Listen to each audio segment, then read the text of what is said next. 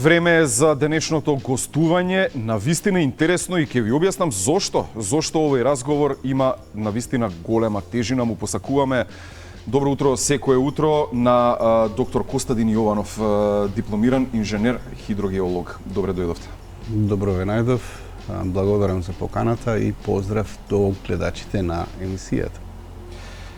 Ви благодариме уште еднаш што прифативте да бидете дел од Добро утро секое утро. Како за објаснување, овој разговор има голема тежина, бидејќи се работи, како што веќе кажав, за доктор, дипломиран инженер хидрогеолог, и тој како доктор, вие како доктор на оваа научна област, сте единствен во државата. Морам да го опишам вашето работно портфолио, генерално што сте работеле, бидејќи ќе биде убаво за тежина на разговорот, за да сватат гледачите со каков експерт имаме разговор. Вие целиот образовен процес ви бил во Белград и имате работно искуство од 28 години, од кои 11 години во хидрогеолошки истражувања и 17 години во администрација. И да напоменеме само дека последните 3 години работите исклучиво на истражување. Така. Тематиката за која ве повикавме во студиото на Добро утро секое утро е онаа тема што ја отвори Алфа телевизија, поточно информативната редакција на Алфа телевизија за депонијата, односно сега парк во општина Карпош. И сето тоа е во ред, меѓутоа доколку немаше подземни извори таму. Ајде прво да им опишеме на гледачите за што точно се работи, што точно има таму. Па добро, пред некое време беше експонирана оваа тема на медиумите и од тој аспект едноставно видов дека таму се прават некои действија кои што не се во ред во однос на она што значи заштита на подземните води. Тоа е простор каде што имаме бунарски систем кој се користи за водоснабдевање на град Скопје. Доста мокно извориште, сместено во алувиални седименти на река Лепенец и река Вардар. Со самите действија се направи едно пореметување на режимот на тие подземни води, кои што навистина живот значат. Ако не се лажам, се извинам што ќе ве прекинам, ако не се лажам, токму се смета нели дека до овој дел од сливот се снабдуваат со вода околу 30 до 45.000 граѓани. Па целото тоа извориште има некаде околу 1200 литри на динамички резерви или скоро експлоатационни резерви, што значи не е занемарлива количина на вода. Значи, кога цел свет се бори за секоја капка здрава квалитетна вода, ние со некои действија од знање на етнување фактички вршиме уништување на тие води. Значи, треба нешто конкретно да се превземе, барем да ги чуваме водите. Доаѓа период кога ќе биде борба во светот за обезбедување на здрави и квалитетни води. По мој процес на студирање, бев присутен една конференција каде што еден истакнат руски академик во тоа време кажуваше дека овој век ќе биде век за војни за обезбедување на здрава и квалитетна вода за пиење. Само по себе тоа многу кажува. За вредноста на водата како ресурс. Еве конкретно ќе го поврзаме со ова извориште во насока на нашата тема. Морам да напоменам за гледачите, уште еднаш, веќе кажав на самиот почеток на емисијата, дека беше поканет и градоначалникот на општина Карпош, но оттаму го одбија нашиот повик за гостување. Сакавме да разговараме токму на оваа тема. Меѓу другото, дел од прашањата секако ќе беа насочени дали воопшто имало реакции од експертската јавност, освен во јавноста, освен нели во медиумите, бидејќи генерално оние што се експерти во оваа струка реагира дека тоа што се прави таму е погрешно.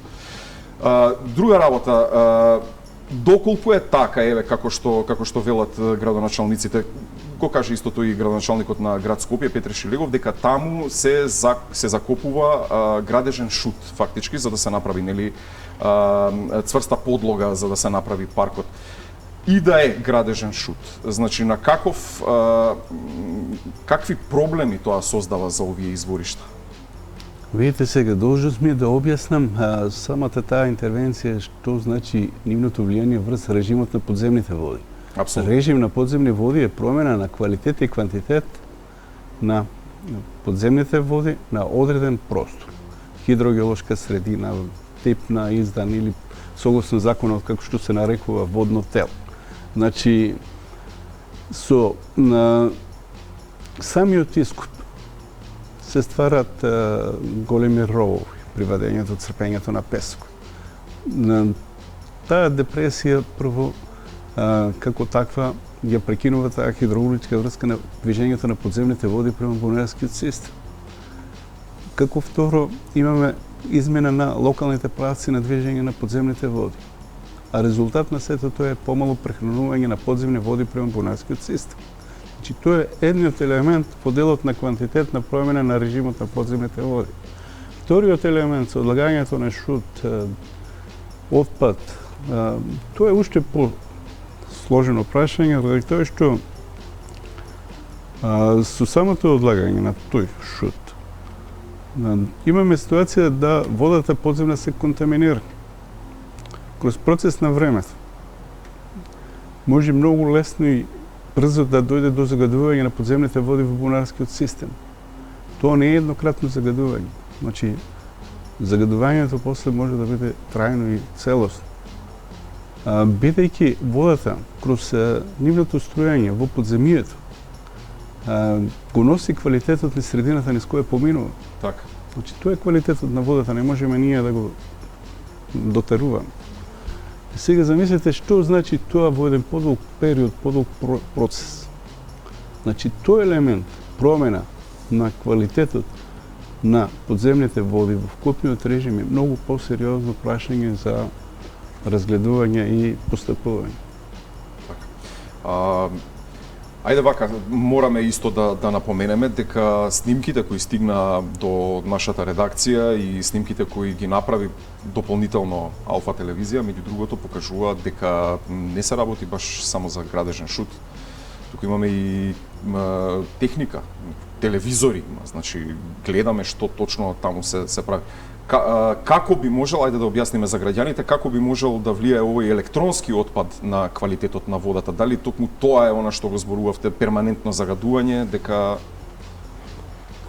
Па, видите сега, во тек на времето, со постојање на тој отпад во рамки на таа средина, во контакт со водата, постепено доаѓа до таа хемиска реакција, разложување на одредени елементи од тоа. Со самото струјање на таа подземна вода е нормално да таа вода со тој изменет квалитет се движи према понатаму. Значи, тој е неминуван процес, не може тоа да биде постапка за еден ден, недела, месец, него со тек на времето рачуните дека тоа ќе биде така.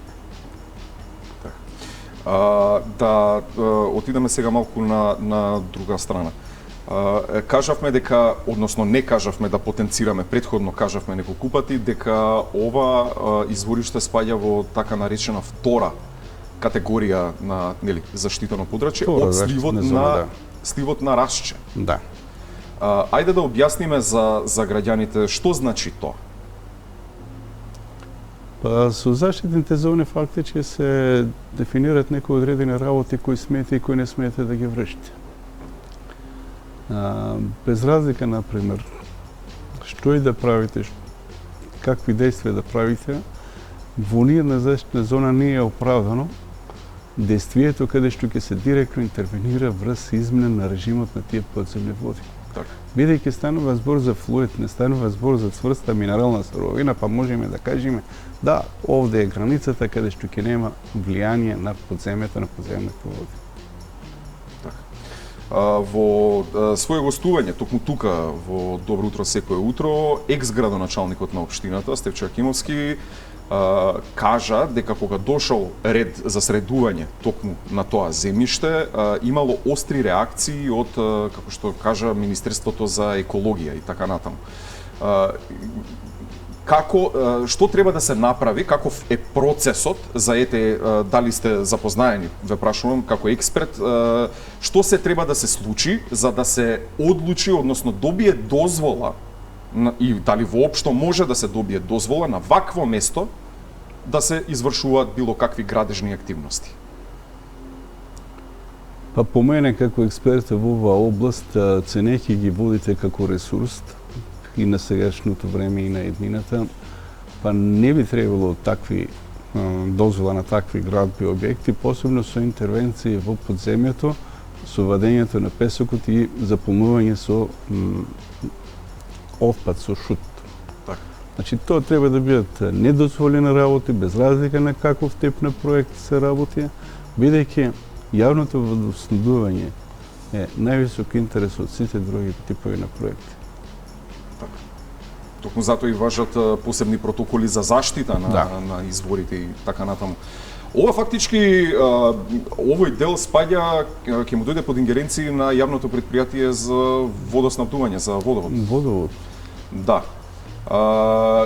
Не можеме да добиеме одговор, но мислам сега во моментов се уште немаме, но ќе испратиме прашања до водовод и канализација врз основа на што точно е дозволен ваков проект на ваква место за ваков извор. Тоа ви го ветувам јас на гледачите, дека токму тоа и ќе го направиме. Се наоѓаме во една непријатна ситуација, можеме да кажеме, во цела оваа работа. Врз основа на тоа што е превземен, вие како експерт, што препорачувате да се направи понатаму? За колку толку да се санира ситуацијата, да се облажи ризикот од загадување на подземните води, целиот тој шут отпад треба коректно да се извади.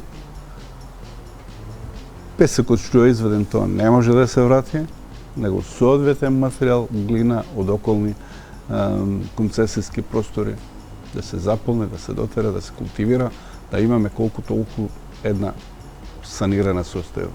Не е пробитна, него попристојна прилика за тој терен. Токму така, да, и геолози токму за Алфа кажува дека практично тој квалитетен чакал кој бил таму на местото кој се таложил и се создавал во текот на милиони години, дека тоа не може никако да се врати, фактички, не може да се врати, а токму интересно е тука ќе го поврзам муабетот врз основа на она што го споменавте, дека квалитетот на водата зависи од средината низ која поминува. Да, и тоа фактички ги става граѓаните на општина Карпош и околните места, доколку се работи за 30.000 до 45.000 граѓани кои се снабдуваат со вода од ова извориште, ги става во многу незавидна позиција. Значи, вашата препорака е да се извади шутот, сето тоа што е таму ставено. Тоа е најкоректно решение и најчестно према прилати према водите. Дали препорачувате нешто во однос на самата процедура за вакви зафати во иднина? Треба да се променат и правилниците и при регулирање на дозволите за градба на објекти. Сега точно и не знам за кој тип на објект станува збор, дали ќе биде парк или не. Парк, конкретно е парк. Добро. Прво да се испита да се види кои се приоритетите на врз база на кој може понатаму да влезе тоа во некој планирање за градби за објекти и за приуштото. Така, дури имаше предлог од екс-градоначалникот на општината да се загради тој дел, значи да се направи една ограда и таму фактички да бидат ставени чувари кои ќе чуваат, затоа што реално зборуваме, значи мораме реално да напоменеме, секогаш инсистираме да ги имаме застапено и двете страни. Тоа место, конкретно, граѓани на општината со години се жалат дека практично е еден вид дива депонија, затоа што кога ќе дојдат вечерните часови, луѓе доаѓаат и таму складираат секаков шут, дека имало проблем со глувци, со змии, така натаму, и дека, да, факт е дека тој дел таму треба да се преуреди. Меѓутоа не смее да се дозволи тоа да влијае на изворите кои се таму. Значи тоа е сериозна работа. Па добро, треба тука малце државата да ја покрене, да покрене некоја кампања за подигање на свеста на граѓаните околу зачувување на подземните води. Значи, тоа не може поединец да го направи, али кога сите ќе знаеме дека не треба да правиме никакви действија или да депонираме отпадни материјали во зоната, пошто тоа се породни средини, многу лесно при атмосферски врнежи да дел од тие се разлагат и понират во подземјето. Значи, на тоа треба да се поработи, да се подигне свеста кај граѓаните и пек тоа е интерес на сите нас заедно. Што вреди ако го изгубиме тоа извориште овде во Скопје, утре на други места низ државата. Значи, еден ќе стане без вода. Ќе останеме без вода за пиење, да. Тоа е навистина страшна сценарија. По приоритет, например, водата по закон, број приоритети водата за јавно водоснабдевање. Би ве допрашал уште нешто, еве, бидејќи убаво ја познавате ситуацијата околу изворот Рашче, значи во кој спаѓа ова извориште. Законските регулативи за она што смее, што не смее да се прави таму. Ако може да ве замолам да ги објасниме за граѓаните, за убаво да се знае дека практично не постои ниту правна рамка во кој, нели, ова би требало да биде дозволено по било каква логика. Во делот на прва заштитна зона не сме ништо да се работи. Значи, тој дел треба да се загради и обезбеди од било какви влегување на животински свет. Било што, буквално не сме строга заштитна зона. Во втората заштитна зона вие може да правите некои објекти, градби, али без при тоа да имате они влијание на подземните води. Како и претходно што кажев, ово е флуид, не е цврста минерална суровина да кажете да, овде нема проблем, втора заштитна зона можем да правам без проблем. Градби, било какви типови на објекти да интервенирам. За таков тип на објекти, за такви действија не е дозволено. Сега, желасно е што во претходното време се редефинират заштитните зони на Рашче. Таму се случува неворед работа. Што се вклучени експерти кои што буквално немат никакво познавање од овие области. Кои практично не се експерти. Не се експерти. Закон му дозволил да има лиценца, носител се гледа законската исполнетост на обврските, а не се пара вклучување на експерти. Јас имав допир со тендерската документација пред 2-3 години, кога ја погледав цела литература, мене баш ме повикаа некои професори од Технолошко-металуршки факултет, кои што сака заедно да учествуваме на тоа. Смо рекол, па луѓе, овде вие 100% хидрогеолошка проблематика, а овде се бара разни секакви тендерски други услови, кај што се оди по некоја линија на елиминација на соодветен кадар. За такви работи во државата, кога се од приоритет број 1, може и не треба нити тендерски поставки, нити ништо, него се луѓето тие, умовите се тие. Дефинирање на заштитна зона е научна, умствена работа, аналитика на целиот простор и врз база на тоа после носиш заклучоци каде, во кој дел, во која средина смее и не смее да се прави. Бидејќи во рамки на трета заштитна зона, втора заштитна зона, према типот на градбата на теренот, структурните карактеристики, правците на движењето на подземните води, така и ти ги дефинираш сите оние работи кои смее и кои не смее да се постават. Ова е навистина шокантно. Има сериозно прашање, јас тоа сум го кажувал самото ради малиот број на соодветни кадри кај нас во државата, тоа не може да допре до вистинското место каде што веќе треба да се постави еден ред, еден почит према професијата за тој тип на работи. Токму така. И јас сум апсолутно согласен. Алфа телевизија е секогаш отворена за вашите гостувања, доколку не дај Боже повторно имаме ваква ситуација. Има проблем, мислам, во ред е... Ќе Ќе ве повикаме да дојдете токму да го раздробиме овој проблем, меѓутоа ова е навистина сериозно, е конкретно ова за тендерите што го споменавте дека не се консултирани експерти, дека оние кои навистина се експерти се изолирани од ситуацијата. Уште еднаш морам да напоменам за гледачите. Значи тука не се работи за политички партии, не се работи за бизнис делки и така натаму, се работи за доброто на сите граѓани, на сите граѓани. Ова се од клучен аспект важни работи и мора да бидат решени во целокупниот наш интерес, како што го направивме и пристапот конкретно кон аерозагадувањето, проблем кој никако не завршува, иако е дојдено летото и ви ветувам дека и на тоа ќе посветиме соодветното време кое го заслужува. Уште еднаш ќе ви се заблагодарам на гостувањето, доктор Костадин Јованов, дипломиран инженер по хидрогеологија, единствен, уште еднаш ќе повторам, единствен ваков експерт во нашата република. Ви благодарам. Ви благодарам на вас. Имајте убав ден. Исто и вие.